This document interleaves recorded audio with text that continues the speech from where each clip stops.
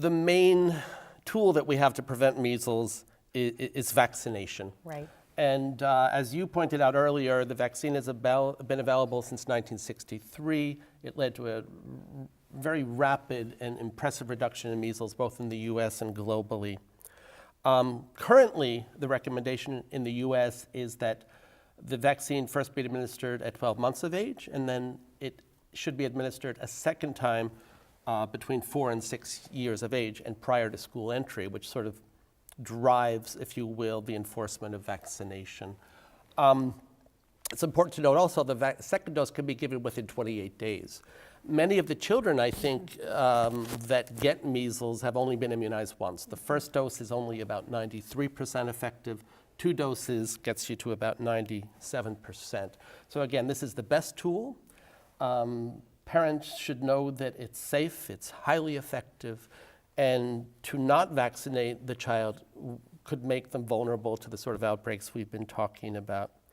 And we commented also on the travel concerns. I think it's important to note that if you plan travel, there are many, many pockets around the world where there are major outbreaks right now. Most of Europe, Israel, other parts of the Middle East, many parts of Africa, Southeast Asia, Madagascar, the Philippines, and Japan, to name a few. So the recommendation here would be to immunize the child beginning at 6 months of age. And then there would be a requirement to re-immunize them because the vaccine may not take because of interference from maternal antibody before a year of age. But I think it's very important to be aware of that. Could you share with me some of the reasons you're aware of why parents choose not to vaccinate themselves or their children? Yeah, it seems like there's a variety of reasons why parents may choose not to vaccinate their child. Depending on what kind of information parents might have related to concerns about safety of the vaccine, ranging or to not even having enough knowledge about the vaccines themselves. So as far as understanding vaccines, that really is at the crux of trying to help parents understand, the importance of vaccinating and to dispel any sort of myths related to vaccine safety concerns. In addition to that education piece, always the healthcare providers are probably the most important piece as far as trying to get support for vaccination among for parents to vaccinate their children. But a lot of states have requirements related to school entry as far as immunization requirements are concerned.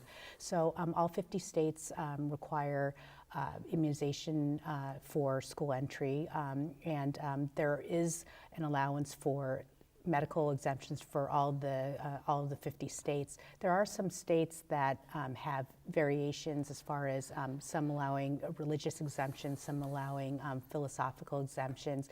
We know of 3 states right now, for example, that do not allow religious exemptions, and they happen to have some of the lowest rates of vaccine preventable diseases because of these school entry requirements, because they're able to keep their vaccine coverage rates really high. Yes. So, yeah. And I think it's noteworthy that in New Jersey, the overall rate of exemption, I think, is under 2%.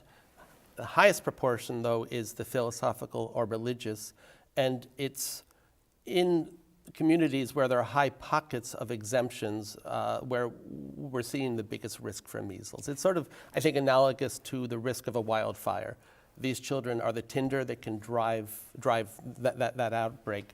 And I think it's very important to note the population of children that are medically exempt. That makes up a very, very small proportion, but why can we not immunize them?